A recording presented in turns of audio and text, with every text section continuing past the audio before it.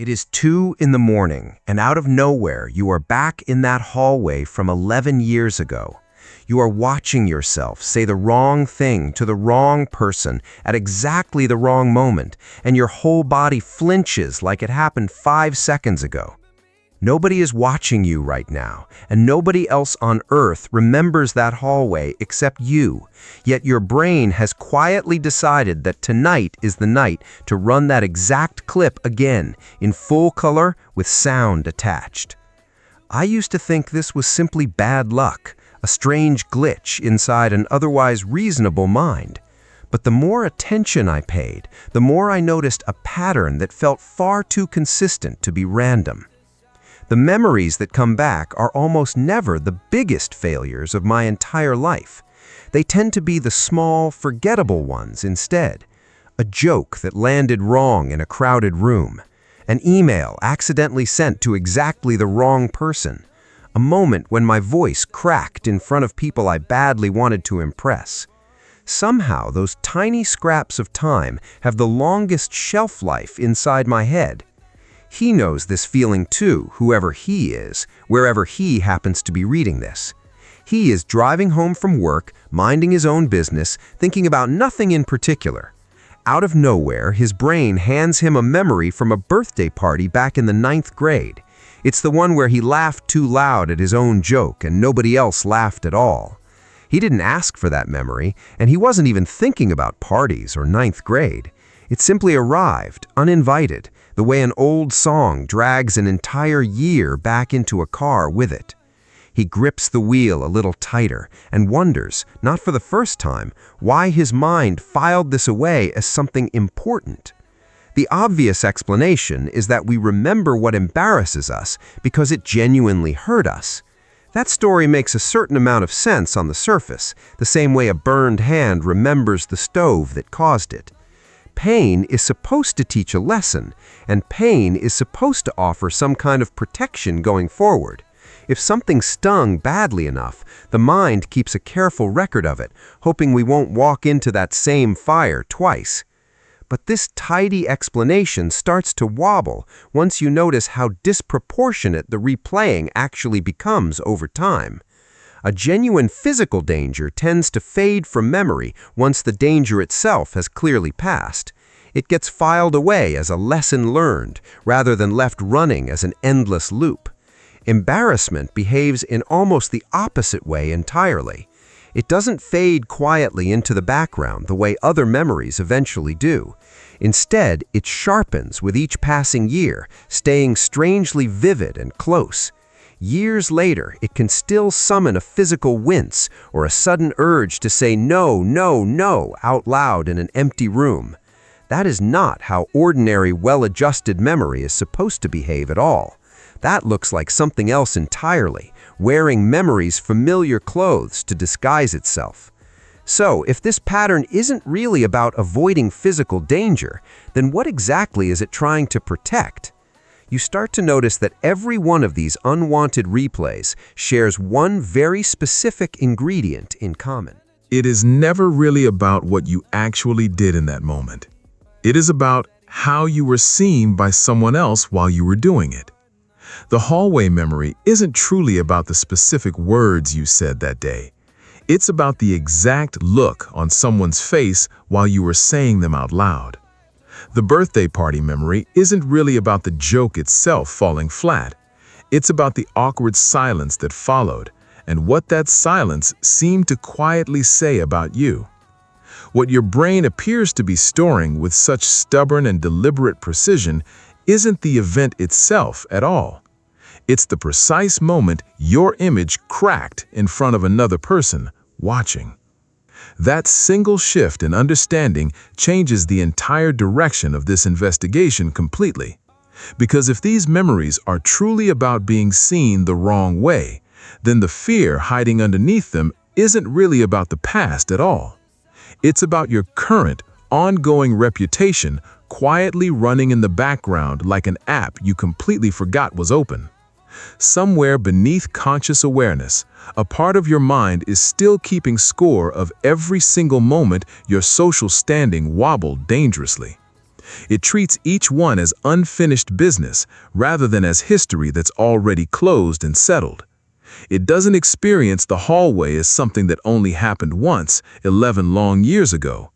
It experiences it instead as active evidence, filed permanently under one quiet, ongoing question. Are you someone people can genuinely trust, respect, and actually want to be around?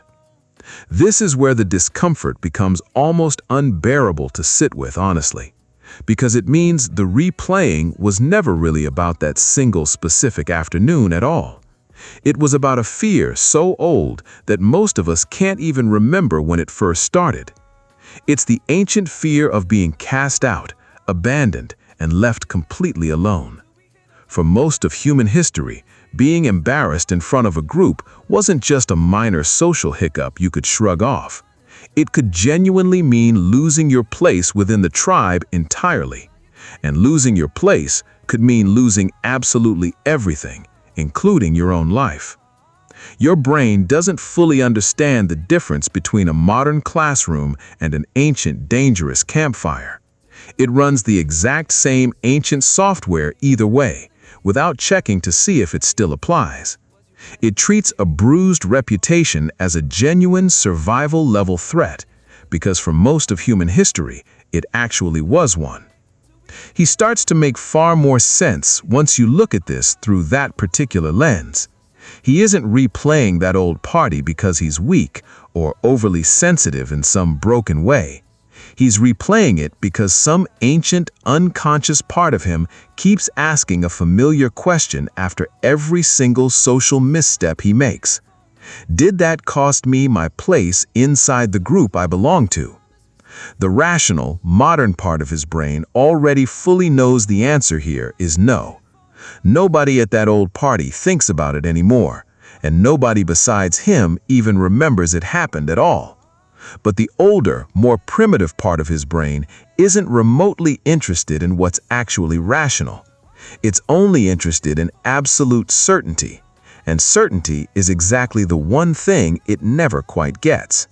So it keeps checking again and again, the way you keep pressing on a bruise just to see whether it still hurts.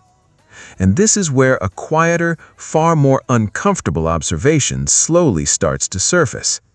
If this whole system exists purely to protect your standing within the group, then the intensity of any given replay should tell you something important. It reveals just how much that particular moment still genuinely matters to your deeper sense of self. The memories that loop the hardest are rarely the ones you've already made complete peace with. They're the ones still quietly connected to an identity you're secretly afraid might actually be true. The hallway memory doesn't just replay the raw embarrassment on its own. It quietly asks whether you really are the awkward, unlikable person that moment seemed to reveal about you. The joke that fell completely flat doesn't just replay the painful silence afterward. It asks whether you're actually funny at all, or whether you've been fooling yourself this whole time. This reframes the entire habit of replaying embarrassing memories as something else entirely. It starts to look more like an unfinished argument you're still quietly having with yourself. Each replay is your own mind reopening a case it never got to properly close before. It's hoping that this time, somehow, it will finally land on a completely different verdict. But because the actual facts of the memory never change, no matter how many times you revisit them, the verdict never changes either. The argument just keeps getting rerun, identical and exhausting, without ever reaching a real resolution. You are not simply remembering the past so much as quietly relitigating your own worth. You use a single frozen moment from years ago as your entire body of evidence.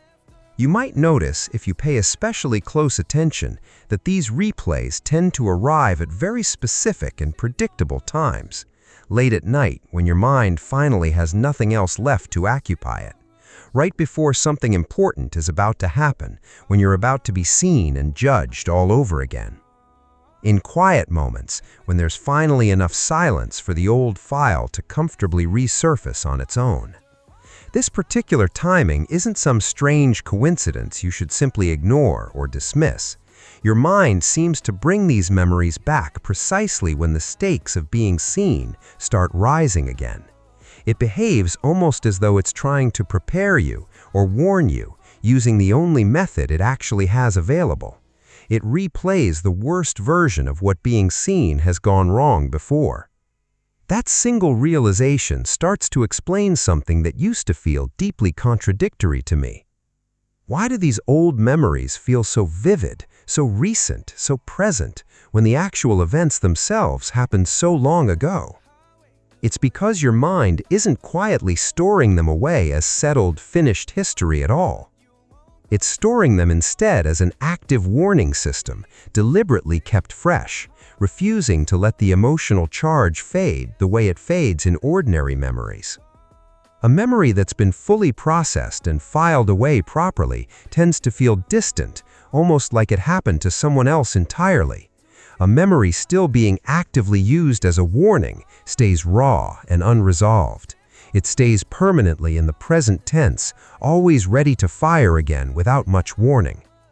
He begins to notice this exact pattern too, once he finally starts paying real attention, instead of simply wincing and moving on quickly. The memories that haunt him the most are the ones tied to identities he's still genuinely unsure about. He can actually laugh out loud about old failures connected to things he no longer cares about at all. Abandoned hobbies, outgrown opinions, earlier versions of himself he's now perfectly comfortable calling immature or naive. But the moments connected to what he still desperately wants to be true about himself keep coming back sharply. That he's competent, that he's likable, that he genuinely belongs somewhere. Those are the memories that refuse to soften with the passing of time. This starts to reveal the actual function quietly hiding underneath what looks, on the surface, like pointless self-torture. The replaying isn't happening because your brain somehow enjoys punishing you for no good reason. It's happening because some part of you still genuinely believes the case isn't fully closed yet. There's an updated understanding still waiting somewhere out there to be properly reached and accepted. In a strange way, the discomfort itself is actually a sign that this part of your identity still matters to you deeply. It still feels unsettled, and it hasn't yet found a story you can fully and comfortably live with. The people who feel absolutely nothing when they recall old embarrassments usually aren't more evolved or enlightened than the rest of us. They've simply stopped caring, deep down, what that particular old moment says about who they really are. And here is the layer that quietly changes everything once you actually sit with it honestly. The problem was never really the memory itself sitting there in your head. The real problem is that the replay only ever runs the original scene without ever showing you an update. Your mind keeps showing you the exact moment your face went red with embarrassment over and over again. But it never shows you what happened 5 minutes later, or 5 whole years later, and everything in between. It never shows all the ways you kept living, kept growing, and kept quietly becoming someone entirely new. The frozen version of you inside that old memory couldn't have possibly imagined who you'd eventually become. The loop only has access to that one frozen moment, not to everything meaningful that came after it. Which means it keeps asking the exact same unanswered question using evidence that's now permanently out of date. This is why simply trying to suppress an old memory rarely works and often backfires entirely on you. Pushing a thought away tells the ancient threat-detecting part of your brain that this particular thought must be dangerous. That belief only makes your mind more determined to bring the memory back later at full and undiminished strength. The mind doesn't actually let go of things through sheer force of willpower alone. It lets go of things once it feels genuinely convinced the case has finally been settled, one way or the other. And it only accepts that settlement once it's using evidence it actually trusts completely. So the real question quietly shifts over time from how do I stop remembering this painful thing? It becomes instead, what would it actually take for this specific part of me to finally feel resolved? Not forgotten entirely and not forcibly suppressed either, but genuinely resolved, the way an old argument feels resolved once both sides have actually been properly heard. You start to notice, looking back, that every thread here has been quietly leading to this exact point the entire time. The hallway, the birthday party, the red face, the awkward silence after a joke that never landed properly. None of it was ever really about those specific, isolated moments happening in isolation. It was always about an ancient, unconscious system still quietly asking whether you're truly safe in the eyes of other people. It still treats your reputation as something worth defending at almost any emotional cost imaginable. The vividness, the strange timing, the way certain memories fade while others stay permanently sharp, all of it belongs to the exact same underlying pattern. It's a mind still trying its best to protect a version of you that once felt, even briefly, like it might not fully belong anywhere. None of this understanding means the discomfort magically disappears the instant you finally understand where it comes from. But understanding does something quieter and, in its own particular way, far more genuinely useful than simple relief. It turns a mysterious, involuntary flinch into something you can actually recognize clearly while it's happening in real time. The next time an old embarrassment surfaces uninvited, whether at 2 in the morning or during a quiet drive home, you might notice it a little differently this time. Not as solid proof of who you fundamentally are as a person, but as an old, outdated file your mind simply hasn't gotten around to updating properly yet. And maybe, just maybe, that small act of recognition is actually the beginning of an update it's been quietly waiting a long time for you to finally make. I don't think there's a clean, tidy answer waiting anywhere at the end of all this, and I'm honestly not sure there's supposed to be one at all. But I do think it's worth sitting, just for a quiet moment, with whichever memory happened to come to mind while you were reading through this. What exactly is it still trying to protect, deep down, even now, all these years later? What question is it still quietly asking on your behalf without ever fully putting it into words? You might not land on a clear answer tonight, and that's genuinely all right either way. Sometimes simply asking the honest question out loud is enough to loosen its grip a little. Thank you sincerely for sitting with this one all the way through to the very end. If any part of this helped you understand yourself, or maybe someone you care about, a little more clearly than before, that means a lot. It would mean even more if you left a like on your way out today. And here's the question I genuinely love for you to sit with and maybe even answer honestly in the comments below. What's the memory your own mind keeps quietly replaying, and what do you think it's still trying to tell you about yourself? If quiet, reflective conversations like this one, a little uncomfortable in exactly the right way, are the kind you find yourself drawn to again and again, then consider subscribing today.